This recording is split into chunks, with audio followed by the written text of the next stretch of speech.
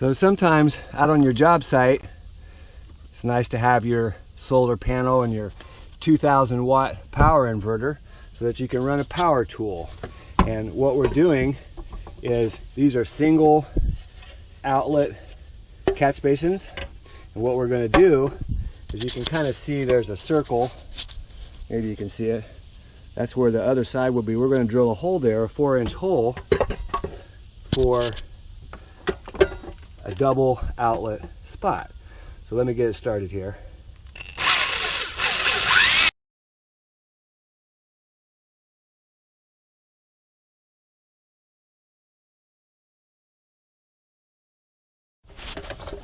So now we have a nice hole for our 4-inch pipe. We'll do the same thing on the other one.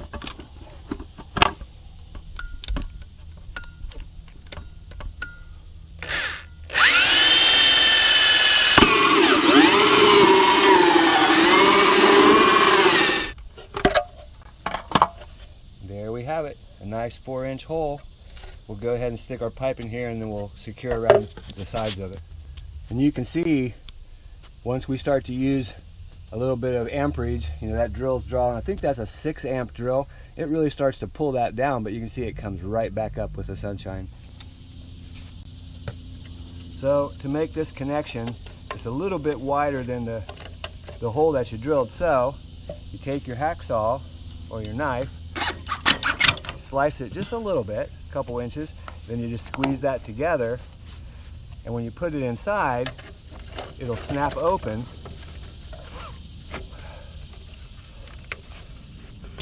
to fill up the gap quite nicely. So you can see that real well. Then we can use the other end just as a regular outlet. Back here we're using an atrium grate because there's a lot of trees back here, and it keeps the leaves from, you know, building up around it quite quickly. So joining two pieces of pipe together, my secret way, go ahead and cut it to length. Here's your length. And cut off about 4, 5, 6 inches. Slice it in half.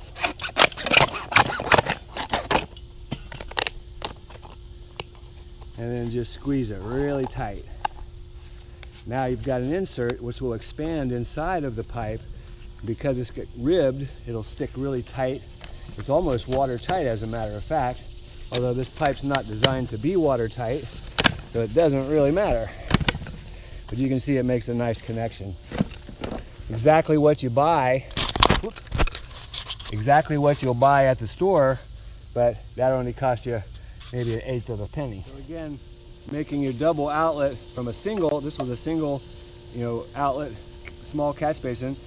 This is an exact fit, so we have to slice the pipe just a little ways. You can see, squeeze it together, and then insert it, and then you can just pull it together, and it is almost watertight. Now we'll just go ahead and connect this piece to there.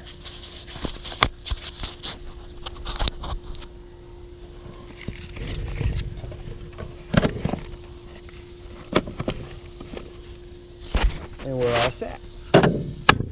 Lid on. We'll actually raise this up so it's just right at grade here. It's a little bit low. So when you're making your downspout connections, yes, you could put a downspout adapter on here, but I actually like to leave them off and just bring them up the wall a little ways. That way you can stick a garden hose down here and clean your line.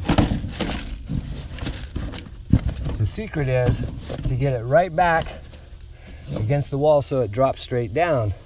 Go ahead and throw some soil on it to hold it in place.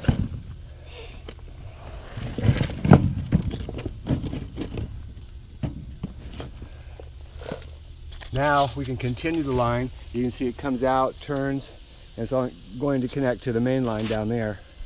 So we're hooking up another downspout. You can see our T sitting there. Comes right up to that downspout. We'll make this cut first, and then we'll make the connection to the downspout. Basically just find your measurement. Remember that you cut to the inside of the coupling.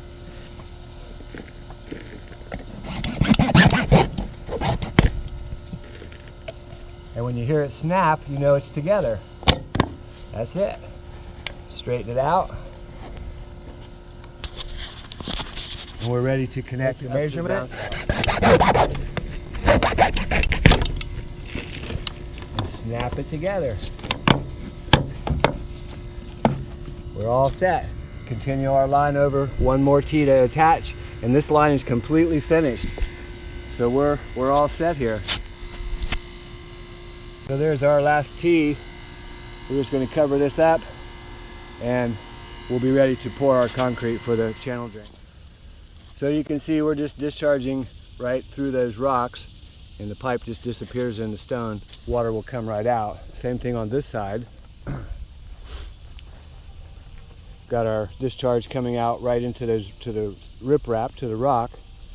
Covered it up and we're done. Hey, this is Chuck with Apple Drains, reminding you that if you believe you can do something, I guarantee you can do it. Have a great day.